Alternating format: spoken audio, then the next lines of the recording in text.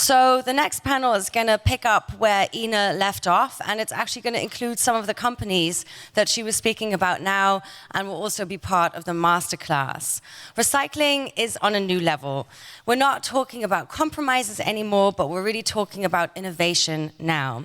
So of course recycling is nothing new for the industry, because players have always tried to use their waste products along their value chain and integrating it into that value chain in order to reduce costs. But the focus on this so far has been purely economic. But now we're seeing a shift that ecological and social factors are also waiting in this game. So companies willing to introduce new recycling processes, not just for economic, but also for other values and other reasons. And that's what we want to talk about today, sort of the next level of recycling. And I'm going to be sitting on this beautiful chair, which is one of the products to kind of showcase what we're talking about today. So before I tell you a little bit more about this chair, let me bring the panelists that I'll be discussing with on stage for you. So I'd like to give a shout out and a warm welcome to Ricardo Oliveira from Lemon Jelly. Please give him a big round of applause.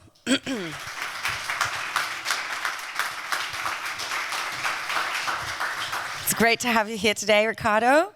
João Matias from YKK. Please give him a big round of applause as well. We have with us today Elgar Straub from VDMA. Welcome, Elgar. And last but not least, I'm excited to welcome to the panel Harald Cavalli-Björkman from Renewcell. So let's start with the chair that I'm sitting on. It's a product that kind of brings together a lot of the things that we're talking about here, because it's a chair that's made from waste materials taken out of the fashion industry and created into a new design piece. So a chair, of course, a piece of furniture. It's from a collection called Shadow and Light from a company called Mano Mia. And the idea is that you add a sort of new life cycle, you create a new loop using waste textiles from companies like Lanios and Athletics, so companies also displaying here, as well as bioresin or organic resin taken out of the agricultural industry. So sort of waste materials from industrial production from other industries going into a new design product, as an example. But now, of course, we want to dig into what your companies are doing in this area. And I would really like to begin by inviting you all to share a little bit how you're complementing to this new level of recycling. Of course, you all do different things, and we're going to do a little bit of a walkthrough. I'd like to start with Lemon Jelly, because you create shoes, and you do that with a particular mission and mindset. And I'd like you to begin just by introducing Lemon Jelly to the audience and what your shoes are made out of. Hello everyone. I would appreciate the invitation. Thank you very much. We are very welcome to be here. Lemon Jelly is a Portuguese footwear brand. We started the brand 6 years ago, doing a plastic footwear brand. It seems like a good idea back then. In the way, sometimes we thought twice. But then we realized it's really a good idea, and we have a mission clearer today than we had a few years ago. We believe plastic footwear can be a very big part of the solution for sustainable fashion. We think that fashion, as it has been until now, based on linear systems, it's not the future anymore. And plastic can have a huge impact on this and can be a very big part of turning fashion to circular systems. And we are starting to try to do our steps. We have started 2 or 3 years ago looking very deeply in how can we support this change, this movement of change, because it's something that is a very big part of our company since the beginning, since the inception of Procalçado, the mother company of Lemon Jelly.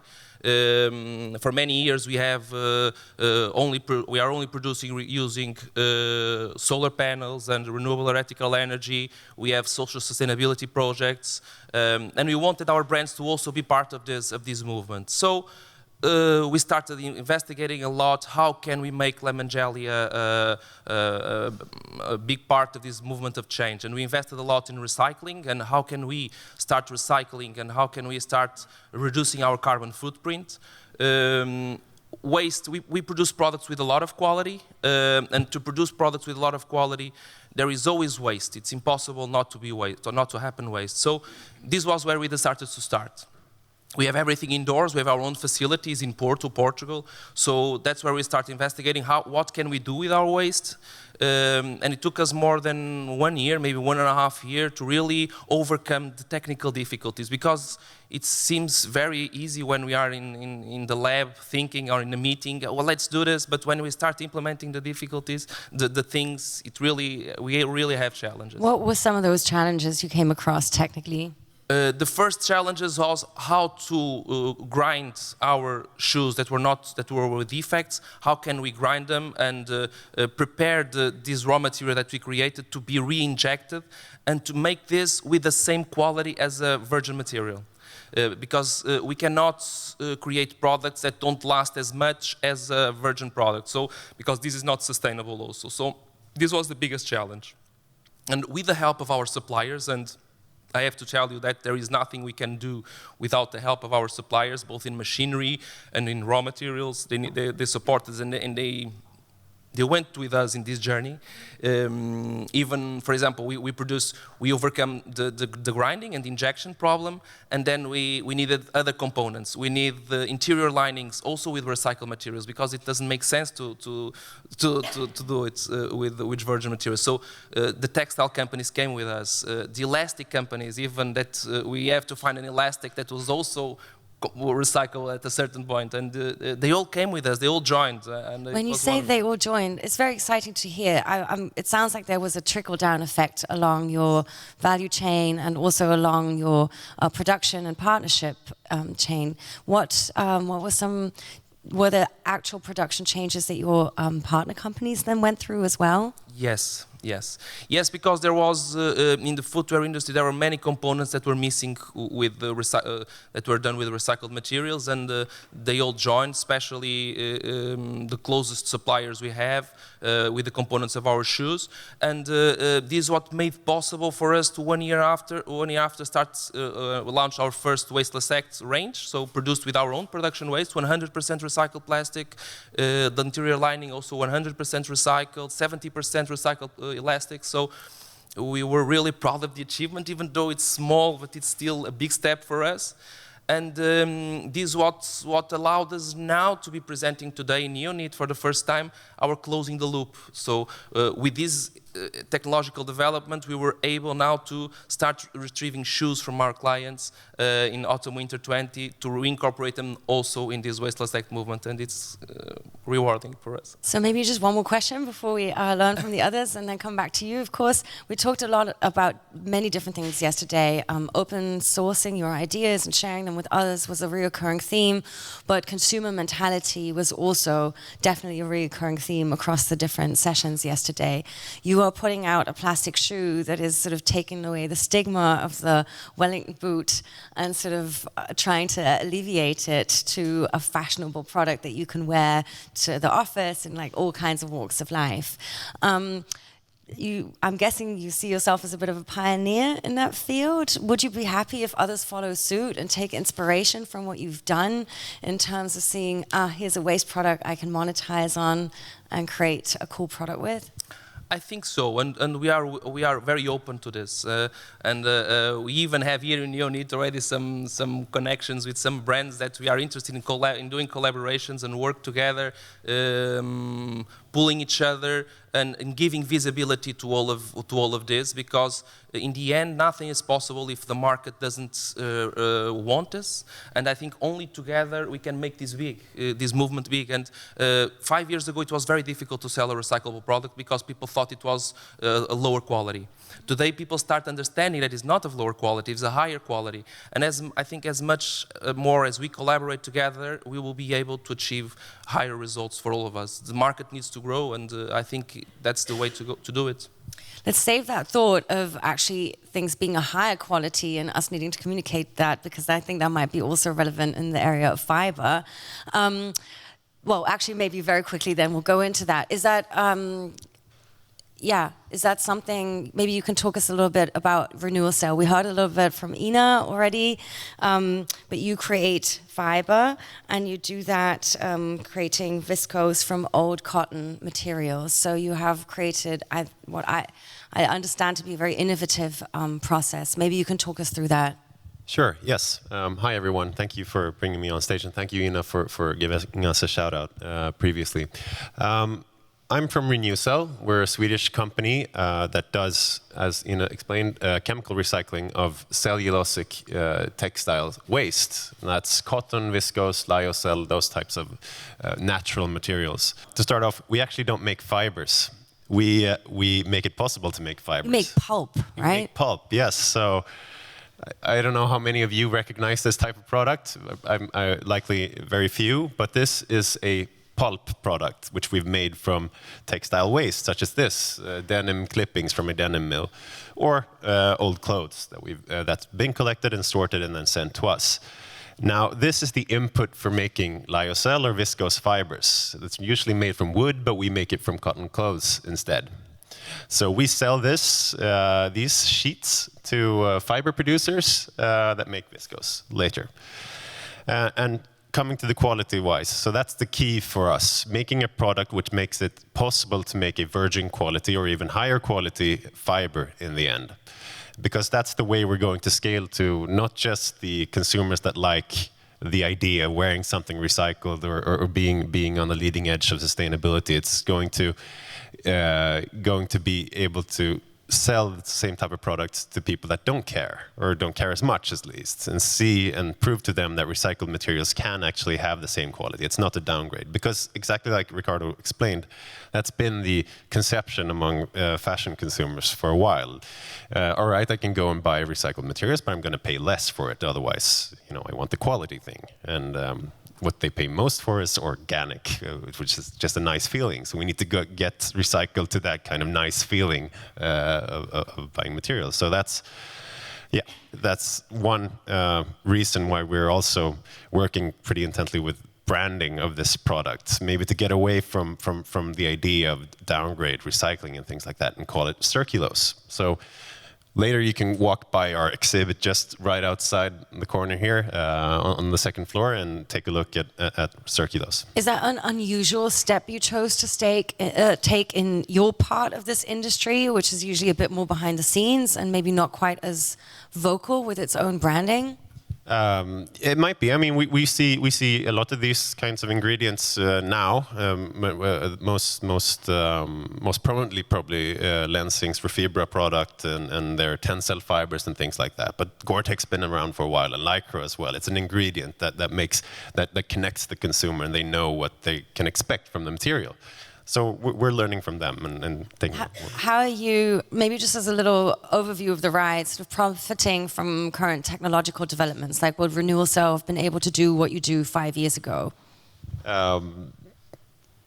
Well, was it just the innovation wasn't there 5 years ago, but it's no, probably not. I mean, it has to be a mindset shift in the industry for this type of product to be demanded. And with the discussion really rising, Greta Thunberg on the cover of Vogue and ID and things like that in just the past 6 months, it's proven that the demand is there from the end market, the brands and the consumers. So that's required for us to get to the scale where it's feasible for us to operate. Right, but not so much technologically, but rather in terms of market demand. Yes. Okay, thank you. So market demand is changing, and that is causing a lot of us to expand and rethink, and I think it's incredibly exciting.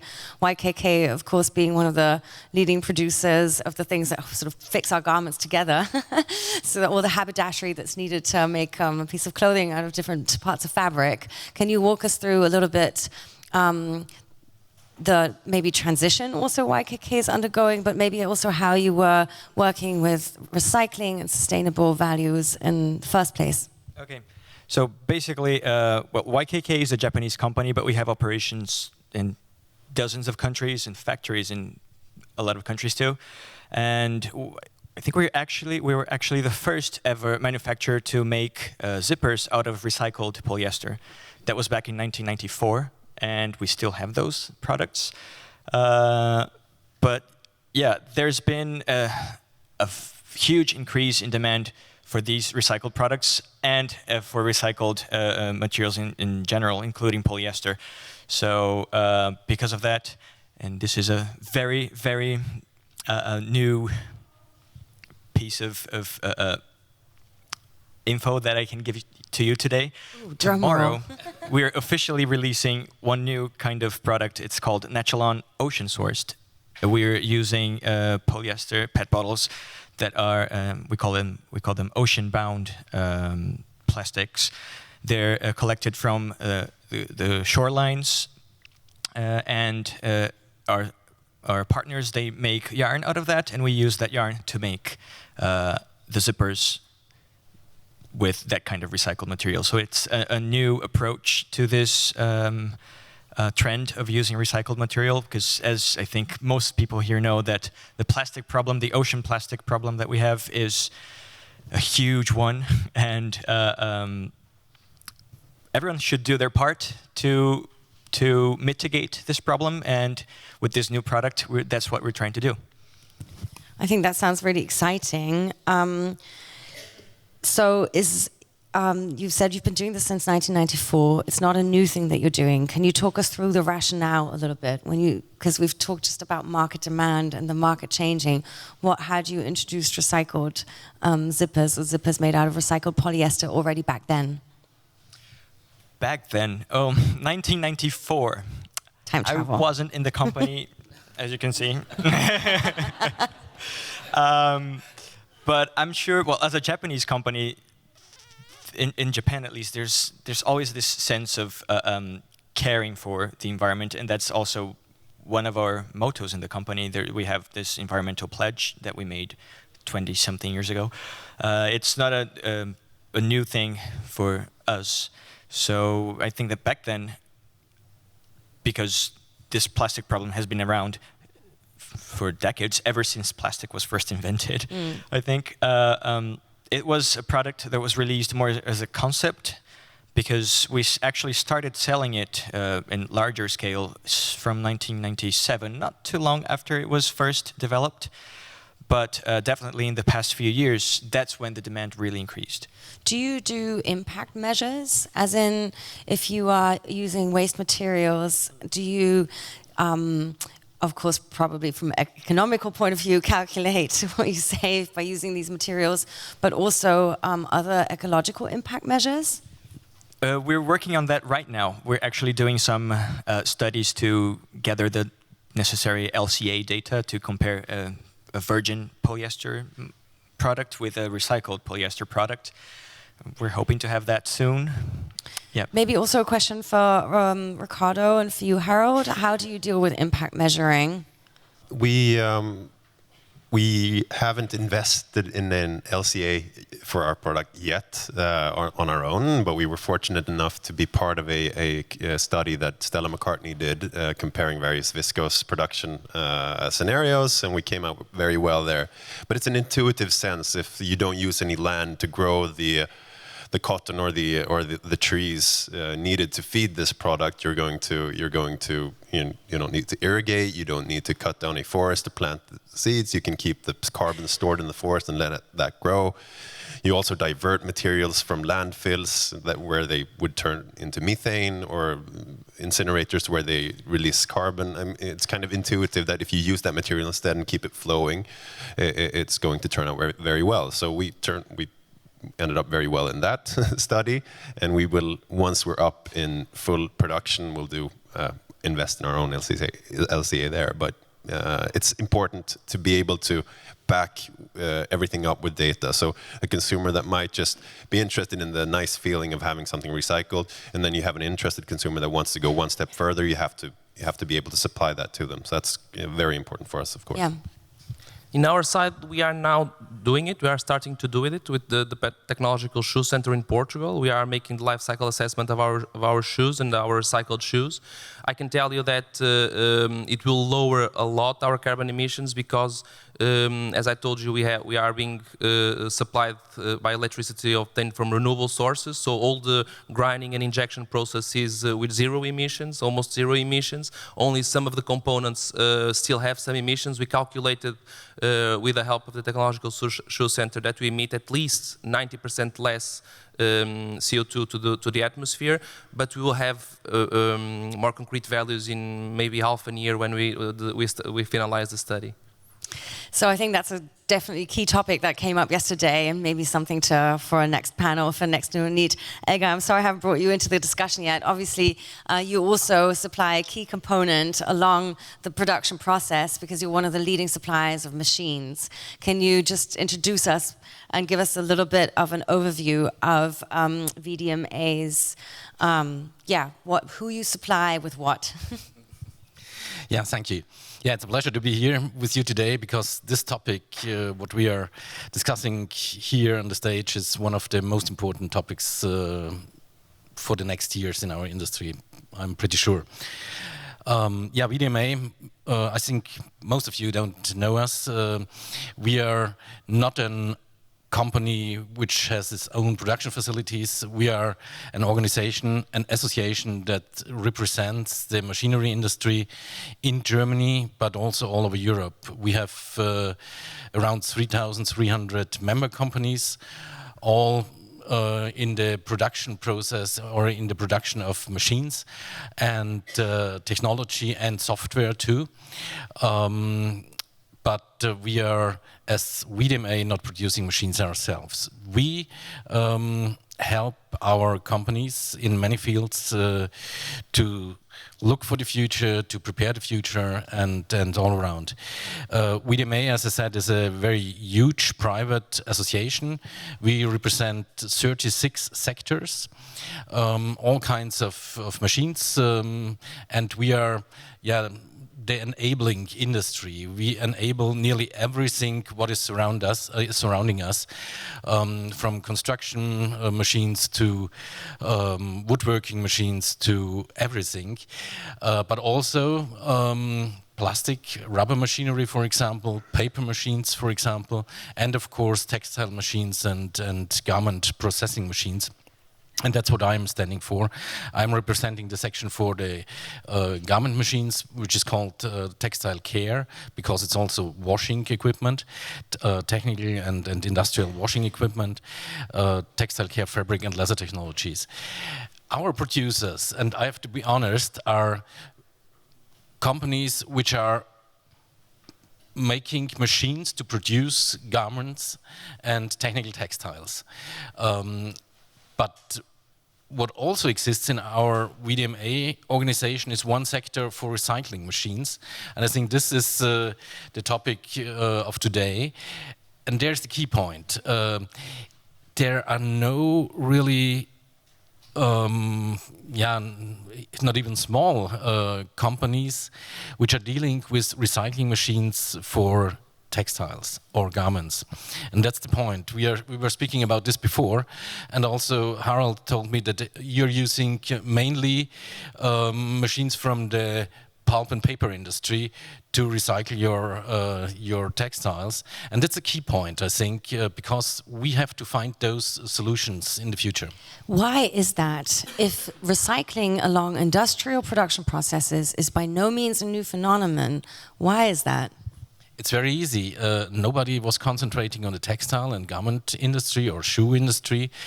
And we learned it just before from Ina. It's around 15% of the products which are recycled at the moment. Everything else is thrown away. And I think it's very easy. Nobody paid for it. So is your job within VDMA also the attempt to do some matchmaking? Do you go to the recycling machine producers and the textile machine producers and you're like, hey, you guys should talk to each other? Yeah, of course. We have to bring them together, and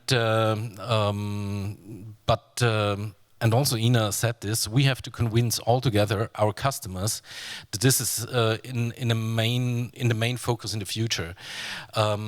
I mean, there are a lot of movements today or last year about plastics, about everything, about renewable products.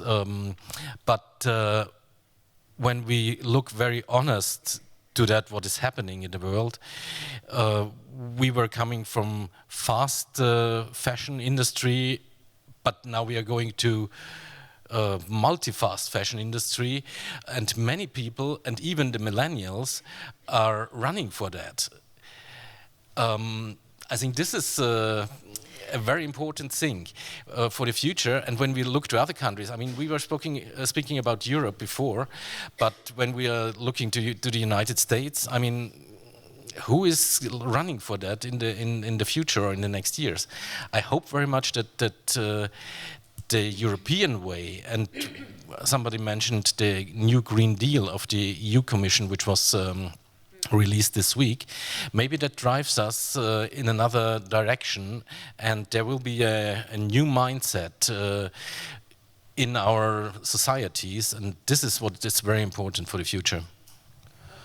Yeah, I like to just point out that this is not unprecedented. I mean, if we look at the paper recycling industry, it's 40 years ago or something, it was common knowledge that nobody really wants recycled paper, and it's going to be difficult if we try, and it's going to be lower quality and things like that. But this last year, the recycled paper, the share of recycled paper sold was almost 60% worldwide. And there's no reason why fashion shouldn't strive to at least that level, or probably beat it to the future, and have materials recycled at least 60% rate. And for that, that's going to be a huge market for machine producer. So we need to realize that this has been done in another industry before, and which we know pretty well with the expertise that we have in our company, and it's very much possible. So we need it can be done. It can be done in a it has to be done shorter than 40 years also, but it's possible, and we can get there. But we need, yeah. I also agree, and I think it's in all the sectors that we need to work together to do this change, and in multi levels. It needs to be the brands themselves, the suppliers, even in terms of marketing and communication. It's the lifestyle that we need to change, because we need to make this change pretty quick. We don't have the 40 years, as you were saying. So it's a combined effort, and only this way we will be able to change a generation, to change the way of thinking of a generation. It's not waiting for culture to evolve with generations, but it is to change the mindset of the generation. And I think part needs to be done that way. Exactly. And I also think that governments should also play a very important part in all of this. You know, there is, for example, in France, this EPR law that requires any company that sells products to be responsible for those products, not only to the point that it gets to the window for shopping, but also after that. What happens to the product after that? There should be better systems in place, not just in Europe, but in the whole world. But for now, we're focusing in Europe. But that should start at least thinking about not just from gate to gate of the product production, but what happens after this gate. I totally agree with you, and I'm so glad you raised this point, because when you mentioned earlier, which is of course a fantastic project, and over the last Fashion Sustains, we've had several companies sourcing plastic from the ocean. But now that we were just discussing about cross-industrial collaboration, and the last point you made on sort of cradle-to-cradle responsibility, obviously there's somebody missing, which is the producer of the plastic bottles, you know, and we're leaving that part of industry sort of out of the equation. There are no countries that are willing to make Nestle, for instance, just collect the materials that they distribute. Isn't that where we should really be starting? I think so. We were just speaking before we coming in. We were just speaking about that. There are many industries where it already happens. For example, if you open a mine anywhere in a civilized country, you have to think, how am I going to open the mine? How much it will cost to explore, and how much it will cost to cover and clean up afterwards. And everything is in the price, and you will see, will I have enough mining to make a profit out of it or no? But in the products of fashion, fast-moving consumer goods, electronics, no one thinks how much it will cost to disassemble that phone and in different components, or a shoe or a garment, and needs to be placed in the price, and it needs to be created a system for all of this to work. And steps need to start to be given. Governments need to give us a help on this. It's pretty interesting. Yeah, and your example with the plastic bottles is right true. Even 20 or 25 years ago, plastic machinery producers for bottles had already solutions and invested in recycling methods for those bottles.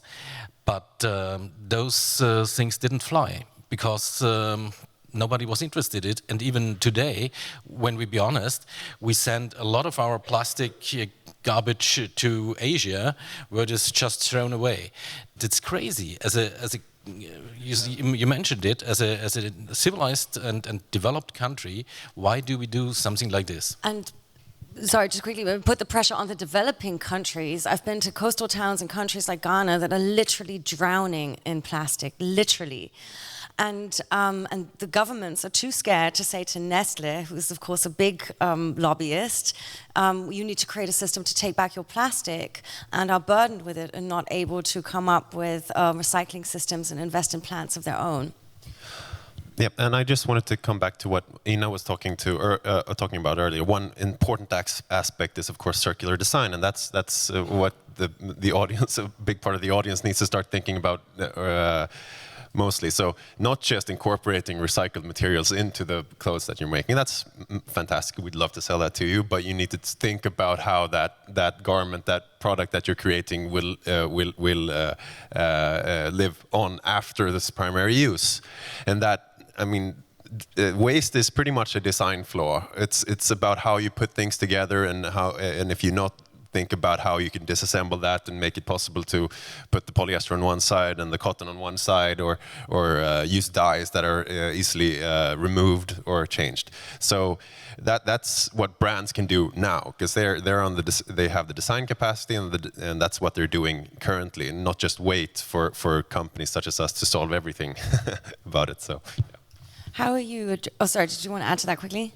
How are you addressing circularity? Is that an issue for you, or are you looking at, no, we already created a product from waste materials, so... Yeah, we just started looking into that not too long ago. We're trying to gather more knowledge about what happens to our trim parts, because we make zippers, but we also make snaps, buttons, plastic buckles. We make a lot of stuff. And it must not be easy logistically just to monitor where do things end up, what happens to them in their later lifespan, etc. We're still in the very, very early baby steps of learning more about what happens with our products after a garment's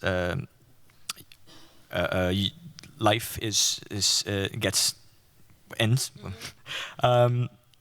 But yeah, we have made some partnerships with a few companies, garment collectors, to gather that knowledge, to understand better what happens, and maybe at some point be able to get that waste that was processed from garments and make new fibers with them to make fabrics or products like ours.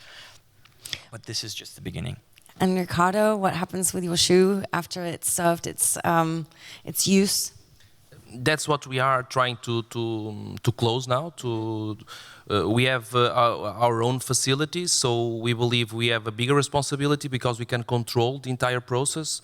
It's easier to think again than to do, so we need to try to do it sustainably, because it is not sustainable to send a pair of shoes from all around Europe or all around the world to be recycled in our facilities. So we really need the help of other partners. We need the help of retailers. So we are starting to implement the process here and trying to bring some retailers in the boat where we can collect the shoes in the retailers. We are trying to offer some discounts to help this moving and to help the ball rolling, to see if we can start receiving the shoes in the retail, gather a decent amount of shoes gathered, and have a more sustainable recollecting process, and then disassemble the shoes in our own facilities. We have the machinery for that, and separate them into different materials, different colors. This is all some of the process we have changed because the guys from the warehouse hate us, because we are all the components now are being selected in different materials, in different colors, and how can we use these materials, recycled components we have there, to create new products and beautiful products, attractive products for people. And it's a big part of the process. So it's a big process. So I'm sure all your members would say, "Oh my goodness, no!" But do you feel that along the line of the regulation issue we started talking about, that we need, in order to get to the next level, new forms of regulation that make it mandatory for producers to work with their own waste materials and reintegrate them into their value chains? No, definitely. Our members don't say no, because we have or can provide the technology solutions.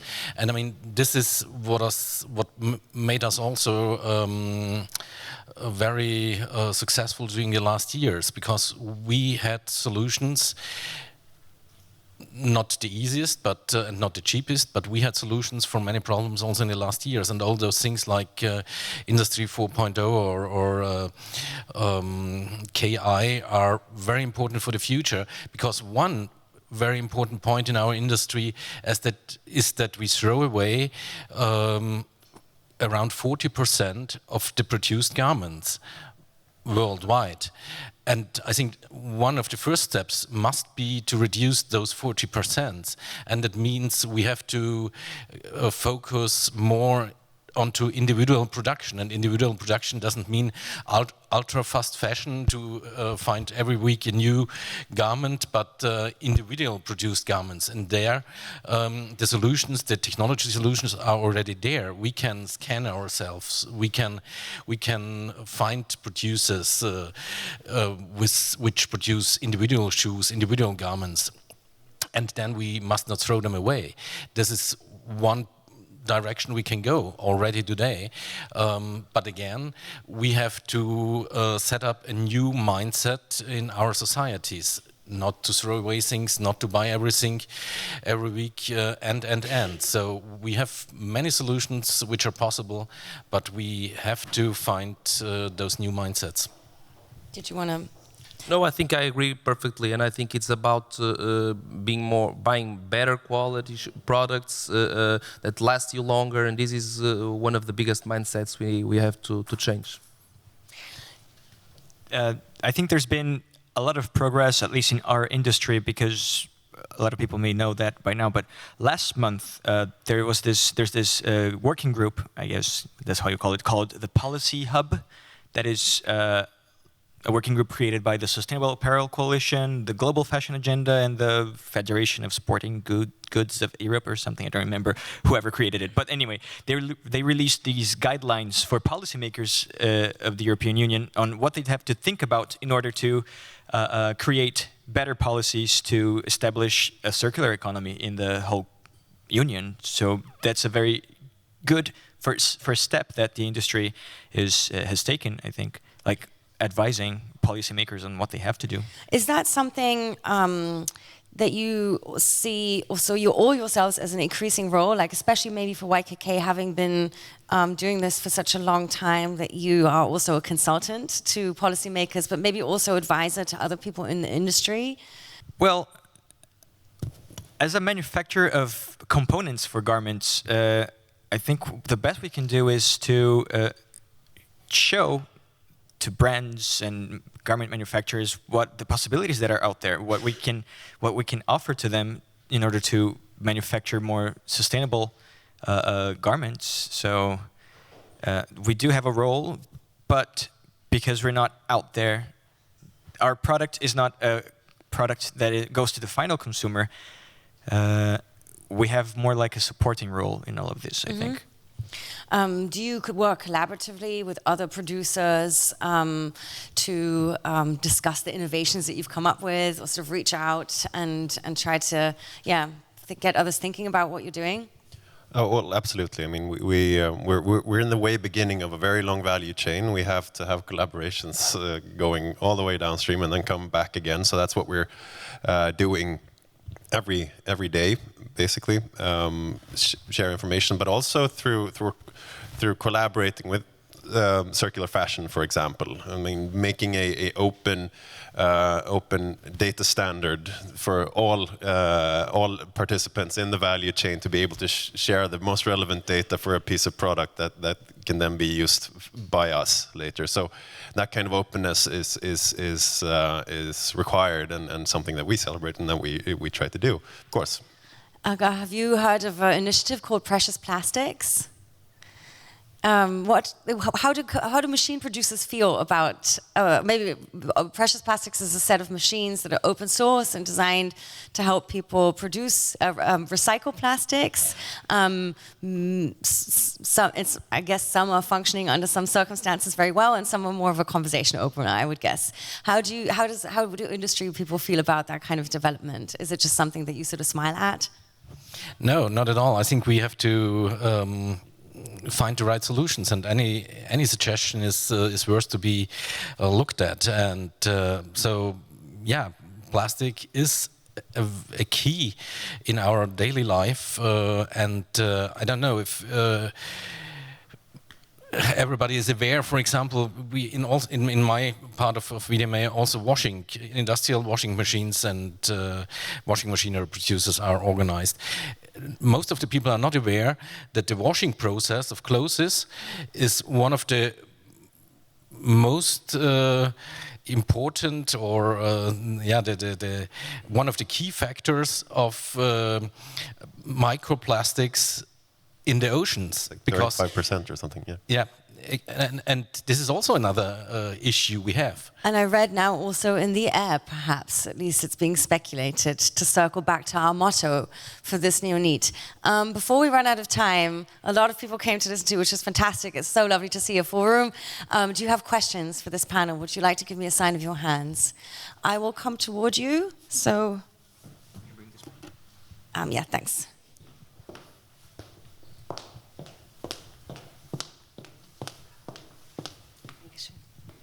Yeah, thank you very much for sharing your expertise. And my name is Lisa Sander. I'm a future strategist and lecturer for circular economy at the University of Applied Science in Berlin.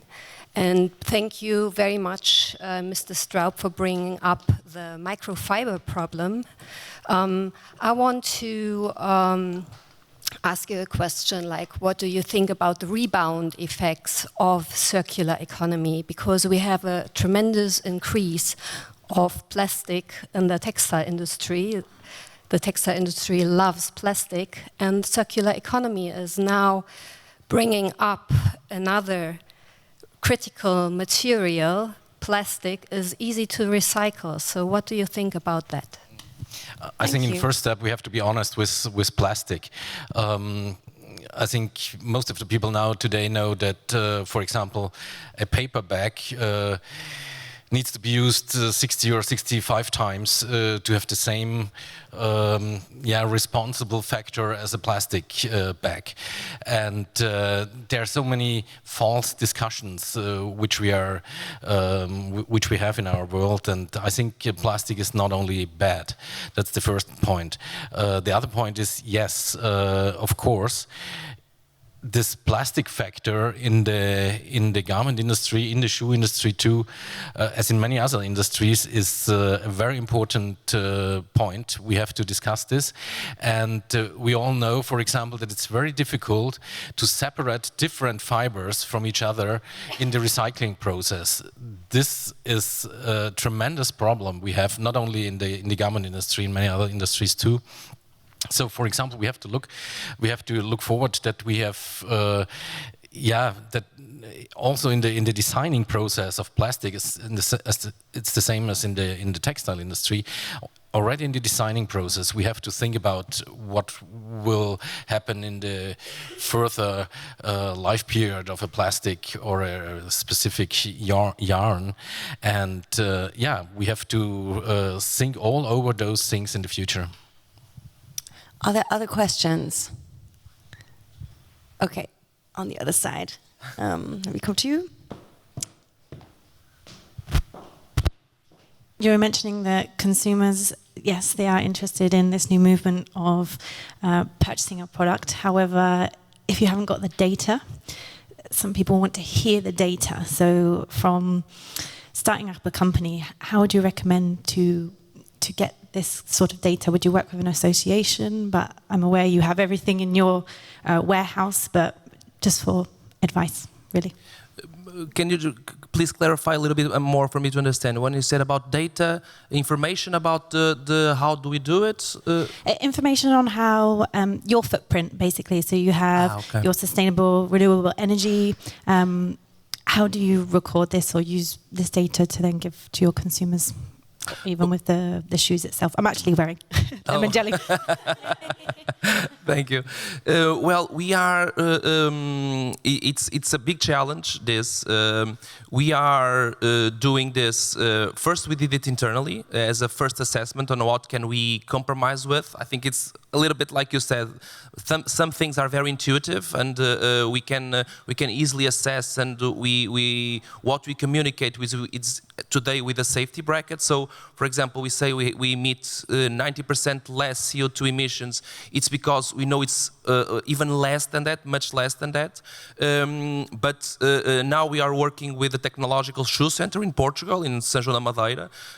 They are doing a very big study throughout the industry, not only shoes, but all the components of the industry. They are doing a very intense study, and we are working with them, and we asked them also to include some of our products for them to help us study the entire process, because it's a very technical and almost scientific project. So we need their help, and we expect during this year, during 2020, to have the results and to give absolute concrete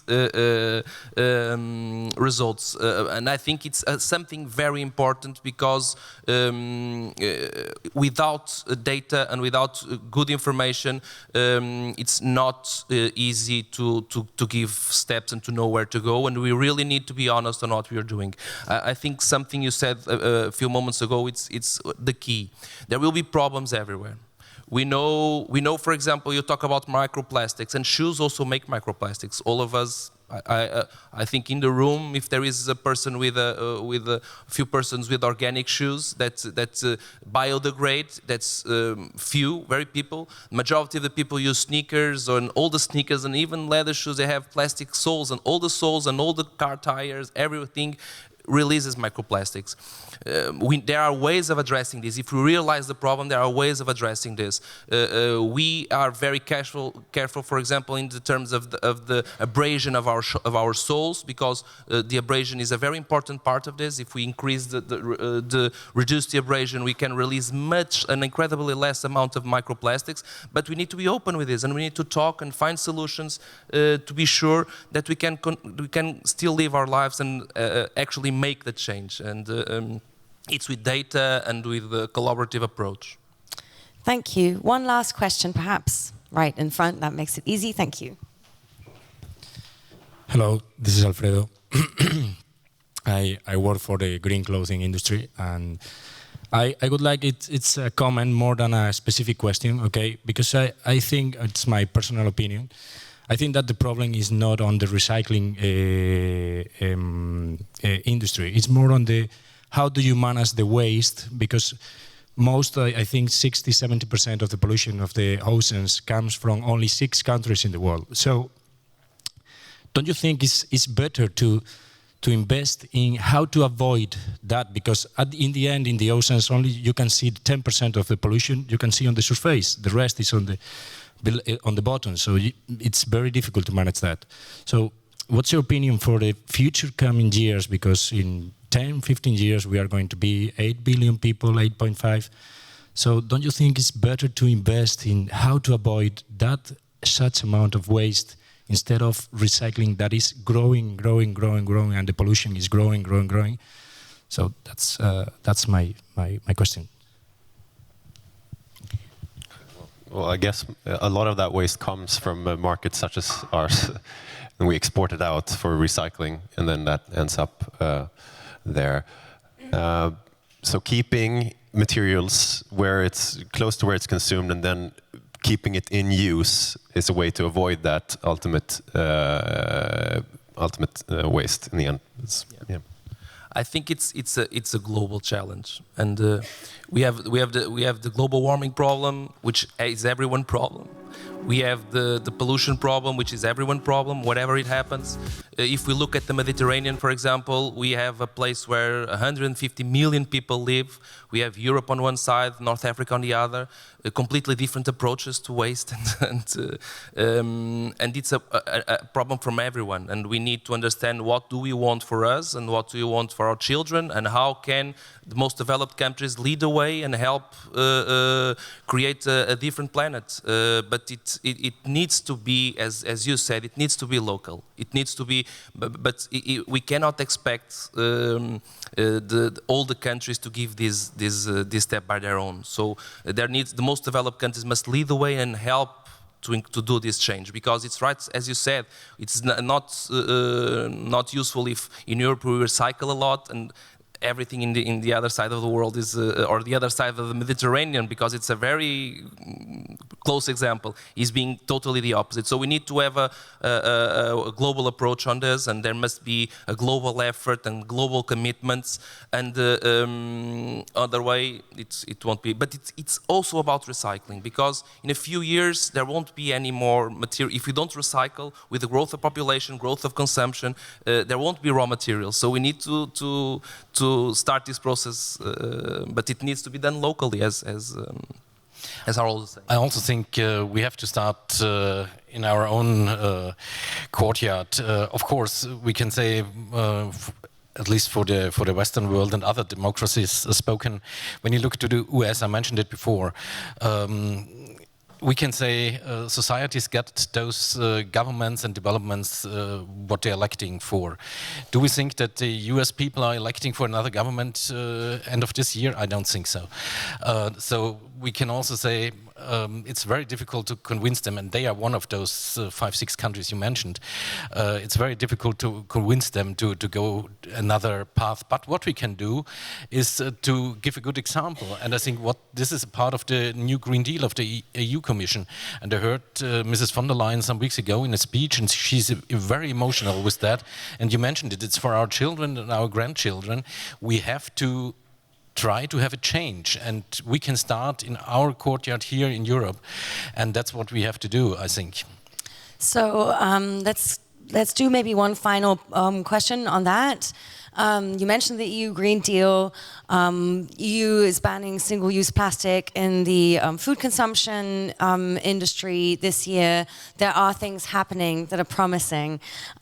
What do you think is the sort of the next policy advice? Something really concrete. Like, I'll give you my example. I think working with tax mechanisms to so Sweden, for instance, gives tax breaks on repair products, repair services, and encourages the reuse of recycling not on a industrial scale, but on an individual consumption scale. And I think working with luxury tax for items that refuse to recycle, but sort of keep their big brand image, or working with tax breaks for recycling could be one mechanism. Do you think there are other concrete regulatory mechanisms that we should put in place to get to where the gentleman suggested?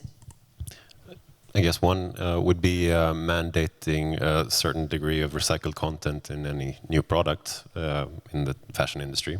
I mean, it's possible to do it already today, so yeah. Any other?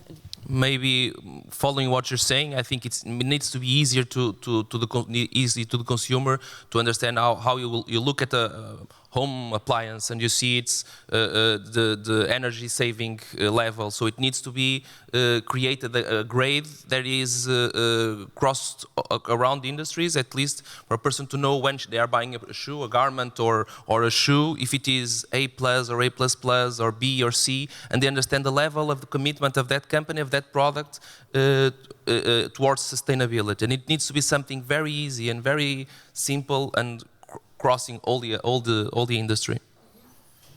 I think this is a very good example. It's the same in the food industry, by the way. I, as a consumer, I want to know what ingredients are in this specific food, in this specific garment, and. And this is very easy. We just can make those regulations. But I think if the pressure for the politics by the people is big enough, those decisions will be made very, very quick and very soon. I think that just making all manufacturers in general of all kinds of consumer products a little bit more accountable for what they make and what happens after that product is done with its use would be a good path to start following. I don't know how that can be done. It's a lot of work, but it's one thing to think about, I think. Thank you all so much. I think it's incredibly exciting to hear about your work, but also your visions for the future and advices like that piece of advice and the others that you gave in regard to policy. I really hope people are listening because I definitely think that would get us to that next level of recycling. So I'd like to give you all a big thank you for being here with us today. Let's give a big round of applause to the panel. Thank you. Thank you.